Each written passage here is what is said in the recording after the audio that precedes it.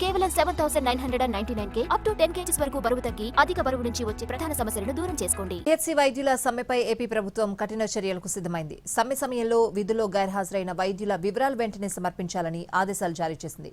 పిహెచ్సిలో సేవలు ఆగిపోకుండా APVVP ACSR medical college వైద్యులను తాత్కాలికంగా నియమించింది ఆరోగ్య శాఖ.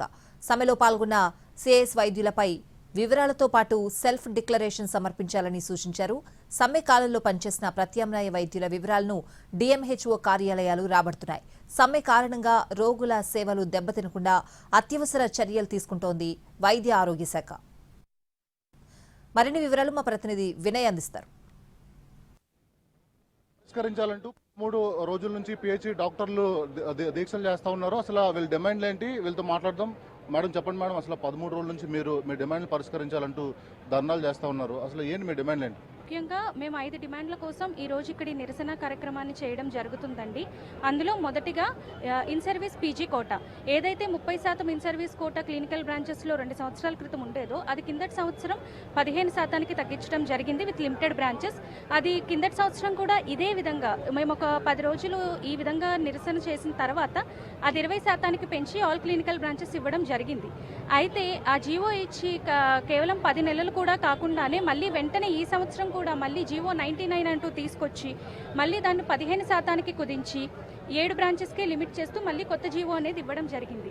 ఇదేంటంటే ఇన్ సర్వీస్లో గిరిజన ప్రాంతాల్లో కానీ రూరల్ ప్రాంతాల్లో కానీ పనిచేస్తున్న వైద్యులందరికీ కూడా ఇది చాలా బాధాకరమైన విషయం అండి. కాబట్టి మేము ప్రభుత్వాన్ని కోరేది ఏంటి అంటే ఈ ఇన్ సర్వీస్ కోటా ఏదైతే ఉందో అది ఇంతకు ముందులా 30% ఇవ్వలేకపోయినా కనీసం కిందటి సంవత్సరం మేము నిరసన చేసి సాధించుకున్న 20% ఏదైతే ఉందో అది కొనసాగించాలని కోరుకుంటున్నామండి. మీరు చెప్పండి, మీరు 13 రోజుల నుంచి మీ డిమాండ్లను పరిష్కరించాలంటూ కూడా ఇక్కడ ధర్నాలు చేస్తూ ఉన్నారు. కానీ ప్రభుత్వం ఆల్టర్నేట్ ప్లాన్ చేస్తోంది మీ ప్లేస్ని రీప్లేస్ చేయడానికి. ఎలా చూస్తారు దీన్ని? సో ఇప్పుడు ఏదైతే ప్రభుత్వం డీడీఓలను మారుస్తామని చెప్పి మనకి 3వ నోటీస్ ఇవ్వడం జరిగిందో అది పూర్తిగా రూల్స్కి విరుద్ధం. ఎట్టి పరిస్థితుల్లో కూడాను అది మేము తీవ్రంగా ఖండిస్తున్నాం. ఎందుకంటే డీడీఓ అనేది కేవలం జీతాలు డ్రా చేయడానికే కాదు, ఒక సర్వీస్లో ఉన్న ఉద్యోగికి వాళ్ళకి సంబంధించిన ఇంక్రిమెంట్ కానీ వాళ్ళ పర్ఫార్మెన్స్ కానీ ఎస్ఆర్ ఎంట్రీ కానీ వాళ్ళ తాలూకా లీవ్స్ కానీ ఒకవేళ 300 లీవ్స్ దాటితే ఆ 300 లీవ్స్ని మళ్ళీ మేము ట్రెజరీకి పంపించడం కానీ ఇవన్నీ కూడా చేయాల్సిన బాధ్యత పూర్తిగా డీడీఓ మీద ఉంటుంది. పిహెచ్సిలో ఉండే ఒక ఉద్యోగి కేవలం క్యూరేటివ్ జాబ్ మీద కాకుండా అడ్మినిస్ట్రేటివ్ ఇవన్నీ కూడా చేయడం జరుగుతుంది.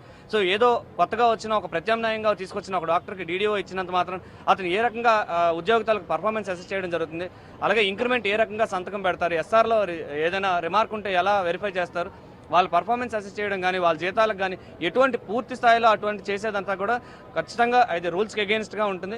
సో ఆ చర్యను మేము తీవ్రంగా ఖండిస్తూ ఉన్నాం. ఏదైతే మాకు ప్రభుత్వం న్యాయపరంగా ఇస్తామని చెప్తుందో అవి ఇచ్చినట్లయితే మేమే తిరిగి వెళ్ళి మా ప్రదేశాల్లో మేము పనిచేయడానికి సిద్ధంగా ఉన్నాం.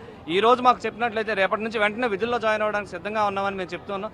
సో ఈ చర్య ఏదైతే ఉందో సార్ అది మేము తీవ్రంగా ఖండిస్తున్నాం. ఎట్టి పరిస్థితుల్లో కూడా మా డిమాండ్స్ అన్ని కూడా పూర్తి స్థాయిలో నెరవేరే వరకు కూడా మేము ఇక్కడే ఉంటామని తెలియజేస్తున్నాం.